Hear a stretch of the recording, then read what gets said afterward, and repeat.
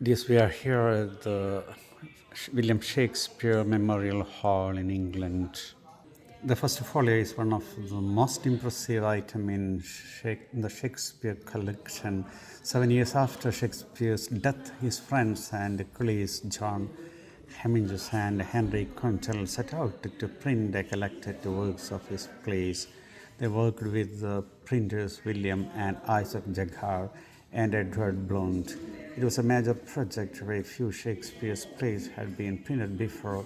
Plays weren't seen as important enough to be preserved at the time. And if the first folio hadn't been made, we would probably have less than half of Shakespeare's plays that we have today. Our dear Sir Shakespeare is now widely regarded as the greatest ever writer in English language. His known works consist of 38 plays, 154 sonnets, and 2 long narrative poems. The plays have been translated into every major living language. They are performed around the world and more often than those of any other playwright. 2016, I think, marks the 400th anniversary of his death.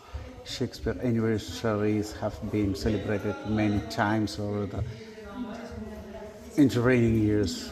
There has been an annual celebration to mark Shakespeare's birthday in Stratford-upon-Avon for more than 100 years.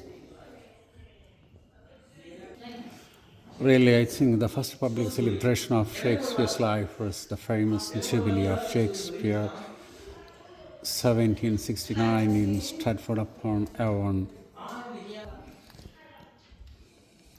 organized by the renowned Shakespearean actor and theatre manager David Garrick. The three-day extravaganza was widely publicized and attracted fashionable people and figures from the London theatre world. Such was the success of Garrick's Jubilee. Despite heavy rain, that it had a significant impact on the rise in popularity of Shakespeare's works. The number of original items from the Jubilee are to be found in the library's collection, including original music scores by the Thomas Arne, composed for the event. I think it was in 1582, aged 18, William married a 26-year-old Anne Hathaway. The daughter Susanna was born 6 months later. Twins, a boy named Hamlet and a girl, Judith, followed in 1585, but sadly Hamlet died of unknown causes at the age of 11 years. Nothing more is recorded of Shakespeare's life until 1592, when he is mentioned as living in London and being a part of the local theatre scene. Really, his records show that several of his plays were being performed by this time. Despite making his career and fortune in London, Shakespeare maintained strong links with Stratford, buying property there and regularly visiting family and friends. Shakespeare eventually retired to Stratford, where at the age of 52 he became ill and died on 23 April 1616.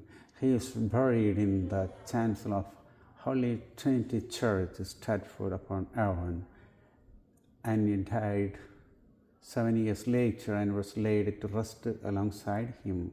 In his will, Shakespeare left the most of his estate to his daughter Susanna and barely mentions his wife Anne. Famously, he did, however, leave her "my second best bed," a seemingly odd bequest that has led to much speculation by scholars over the years. The very ancient, very precious, detailed things are here connecting the life of William Shakespeare.